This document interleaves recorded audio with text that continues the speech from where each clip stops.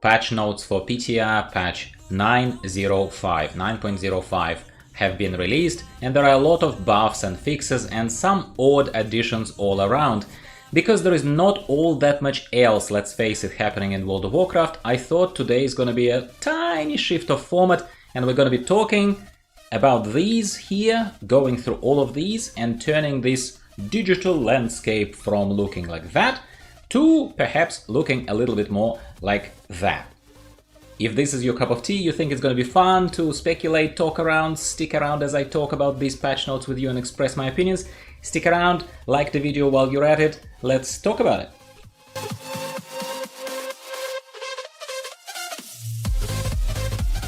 Hello, welcome back to the channel everyone, I'm your host Gyro, very happy that you decided to join me here today. I think the intro was pretty clear, right? You know what's about to happen. Let's take a look without any further ado at the patch 8.01.05 PTR patch notes. Updates are from February 24th. Is it a regular plan for me to release these kind of videos? Not without your consent, not without you telling me that you like it. But if you do, if you find it fun for a change between us talking about different, I don't know, gearing options and classes and specs, please let me know. This is important. This is important because there is not all that much happening in World of Warcraft, at least for me, at least within my play range of whatever I do. And this definitely creates a little bit of a fun stage for me to talk to you, tell you what I think about it, that kind of stuff, okay? All right, so adventures, they're buffing adventures across the board, yeah? As I said in the previous video, in the previous intro kind of segment of this video, I think adventures suck. I know that a lot of you use it as a gold making exercise, and yes, adventures and the mission table per se, specifically, they are known to be that tool for many already, well, by many I mean 2 or 3 expansions, and I know a lot of you bother spending your anima on that. I'm not a judge here, but I personally am not excited about this, which is why I'm gonna say meh is what I'm gonna say. Please get used to my handwriting. I don't have a pen here, I'm using a mouse in real time as well. It is what it is. Let me know how this makes you feel.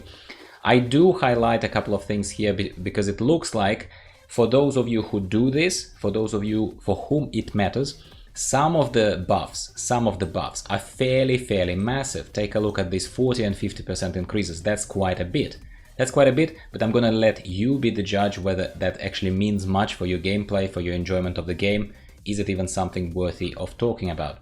There are better things though, better things. We're not just gonna zoom in on some numbers, even though there are some numbers included, but there are some more important, more interesting things. So we're gonna, one thing that I pointed out in the intro bit, take a look at this buff. 260% buff to Spitting Cobra talent that obviously no one takes. Obviously no one takes. As a lot of you told me, I'm not a pro Beastmaster, which I never pretended to be. So maybe some pros, elitists, whatever you want to call them, they have been using Spitting Cobra? Really? You have been? Tell me in the comments down below. But this basically is Blizzard's love letter to you, saying, please use the talent. Please use the talent, because we invented the talent and we don't have much imagination beyond that point. We're just buffing it by 260%. That's madness. That is quite a lot. Tiny buffs to the Warlocks, and Curse of Tongues becomes a little bit more usable because you don't have to reapply it too often. At least it lasts 1 minute, and that is something. 30 seconds, I have never used it. As in, I used it ages, millions of years ago. Dinosaurs used to walk the earth back then, but I've never used it in the recent past. So this is definitely a little but a substantial buff. Now they've designed Fleshcraft, which is very interesting here, right? They've designed Fleshcraft quite substantially. So first of all, the cast time is faster. Second of all, your damage is reduced while you are casting it by 20%. So you can just use it in the middle of a battle simply to mitigate damage. Simply to mitigate damage there and then, not just, you know. And then there is a passive effect, which is quite interesting. So moving near an enemy corpse will consume their essence and reduce the cooldown by 1 second. Is it enough? No, it's not enough, because you have to go, what? So there is a cooldown on Fleshcraft of 2 minutes, if I'm not mistaken, right? And you have to move past 120 corpses to basically reset the cooldown on Fleshcraft, which probably is not the intent. The intent is just to reduce that cooldown by 30, by whatever number of seconds. But reducing it by 1 second per corpse is not enough. I think it should have been more like 2-3 seconds per corpse. I don't know, that's just my opinion, okay? There are some other things. I am simply not commenting on this because I am either not in that covenant or I'm not playing a particular class. So you tell me, this is your opportunity to tell me in the comments down below which of these, if I'm not highlighting them similarly to that, these changes in this video, it's your opportunity to tell me what am I missing, yet it is a major thing. It is very important. Tell me that and we might find a way to weave it into one of the subsequent videos, especially if you tell me that this is fun, because this generates a fun discussion for us, yeah? Is this enough? Is this making a game good enough? Is this good? Will this even last us as far as the substantial buffs and fun from 9.05 to 9.1? Will it even last us? Cool? Alright, so I'd say so far from what we've seen, this buff to Necrolord's Fleshcraft is the only substantial enough change to say, oh, the patch is changing stuff, rather than tweaking a couple of numbers here and there. Let's keep going. They are changing legendaries, legendary rewards. Okay, I would have preferred for them to add a lot of new ones, but they're obviously not doing it for 9.05. They probably will be doing it for 9.1. Well, I'll rephrase it and I'll say it very simply. They'd better, because right now it's complete meh. Some classes are faring better than others, as it always has been, but it doesn't mean that it has to be like that going forward, especially in otherwise expansion that satisfies us on some levels, but on a lot of levels not being entitled here. I genuinely, as I reported to you in many videos, I'm just not a fan. I'm not a fan. Okay, so tiny buffs here to hunters, which is important to me because that's one of the classes I do play. So 30% versus 20, not too bad. And then we have some of the other redesigns of the Ardent Protector Sanctum, for example, effect. When Ardent Defender saves you from death, it restores 40% additional health. I don't know. Flat out buff to Verdict, Final Verdict's damage. Legendary, which is interesting. That kind of makes me want to consider that for Retribution spec if I ever go that way. And again, buffs, just flat out buffs. Now, we get into player versus player, especially things that are, well, they are legacy things that have been retrofitted into the modern game. For example, the epic Battlegrounds Ashran. I'm not going to bother to waste our time to go through these because there is, as you can see, I'm actually surprised just how many changes they've done here. But this, generally, what does it tell us? What does it tell us? Well, it tells us generally that they are statistically observing that a lot of people are either explicitly not happy with this, maybe through feedback, maybe through anything, but I am not convinced that they are even listening to our feedback. Quote me on that, okay? I think they're looking purely at data. For example, how many people are queuing for Ashran? How many people are queuing for Epic Battlegrounds? Versus how many people drop out instantly as soon as they enter Ashran? Like, oh, Ashran, no thank you very much.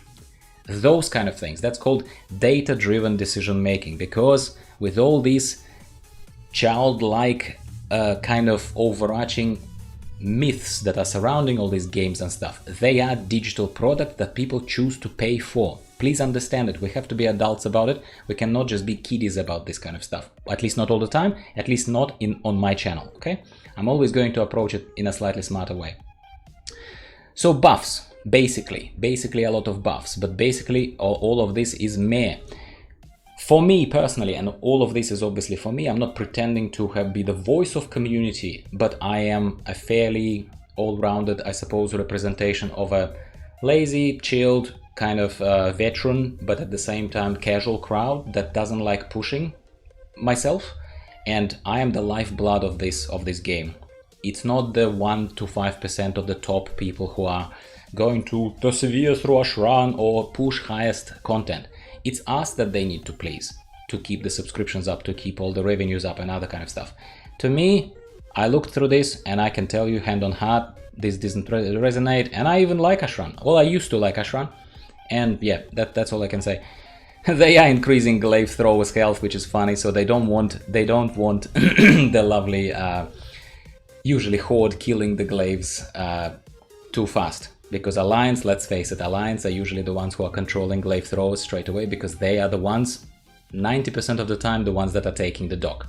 So that is interesting. So they are actually buffing a lot of vehicles all around. Okay, that's, you know, that's not bad. That is not bad. That is kind of fine. Winter Grasp, another drag. So they are now increasing how, so they are encouraging us to do the objectives. They're encouraging us to not just sit there and wait till the timer runs out, but they're encouraging us to do the objectives and destroy towers to reduce the time of the match quite substantially, almost doubling that effect. That's not too bad either.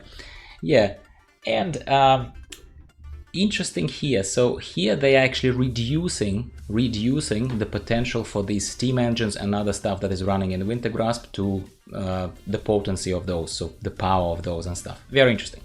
Okay, maybe slightly more interesting, and there is not all that much left to talk about. Some changes, tiny changes to classes. Lovely Torghast. Mwah.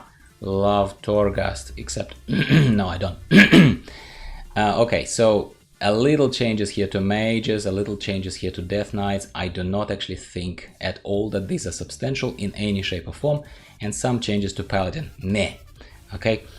Torghast, freaking new anima power. You get one for Night Fae. Wonderful, wonderful. Can't even be bothered reading this.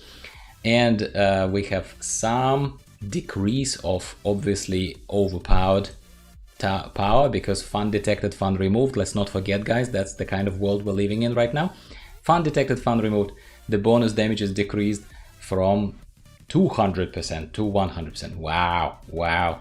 And obviously our lovely people at Venthyr in the, you know, in Revendreth, obviously they think that Ember Court needs tuning. Ember Court might not be enough participation, might not be enough overall good positive feedback about Ember Court. I've unlocked Ember Court and I've never participated in actually testing it out and reporting to you. First of all, because there is not enough engagement from you guys and girls, my community, on my videos early on, mind you, because I had no reason to do more of those videos, but not enough engagement on videos where I was talking about Sanctum mechanics, my impression of Sanctums, etc, etc. That's why I never properly reviewed, say, Abomination Factory, or I never properly unlocked and experimented and done anything with Ember Court. But they are doing some of these changes over here. So, one big question mark on all of this. What did you think about these currently projected changes for this tiny, in my opinion, tiny, inconsequential, unexciting patch 9.05?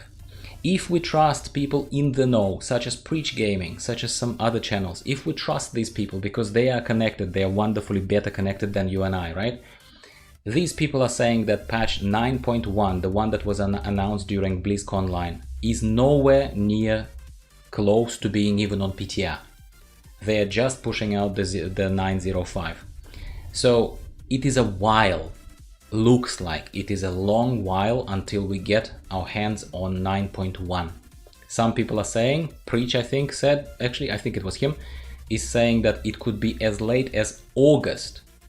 First substantial patch of this game in Shadowlands is gonna be August. Can you believe this lasting us until August? Can you believe that? So I certainly hope, I bloody hope, that they are going to add some more of meat to this. We need something. It cannot be, and I know that some of you are going to say, Gyro, the 0.5 patches have always been more or less tuning patches or systems patches and stuff, which this looks like. But does this make you excited? Though? Does it make you excited? Honestly, it makes you excited, because it doesn't make me anywhere near excited, and as a player who chooses to continue paying, who chooses to be invested in the game and stuff like this, I need excitement. I am making no apologies for it. It is a game. I need to be excited to play it. This, absolutely disinterested, didn't do anything to me. Like I said, only a few minor things here that look like, I don't know, redesigned Fleshcraft. Yes, I have a lot of Necrolord alts. Yes, I guess I'll use Fleshcraft a little more often. Good job, Blizzard. Good job making me so freaking excited. Anyway, this is where I'm gonna wrap up this video, for better or for worse. Thank you very much for tuning in. These are my thoughts on this at least current projection of what's in patch 9.05. Let me know in the comments down below what do you think, and about this whole thing about the probably fairly delayed patch 9.1. We are probably nowhere near close to it. How does that make you feel? Do you have enough to do in the game right now? And does all of this make you excited? I'd be genuinely surprised, but there is no right and wrong about these things, so do let me know how you feel. If you're new here, if you like semi-analytical but honest adult type of content in the context of World of Warcraft, please like the video, please subscribe right now to show me your support and to tell me to do more of this kind of stuff, as opposed to endless to tell you my casual impressions of different classes that are coming to you anyway. Those videos are also coming to you. Again, thanks for your support. I'll be speaking with you very soon. Bye bye for now.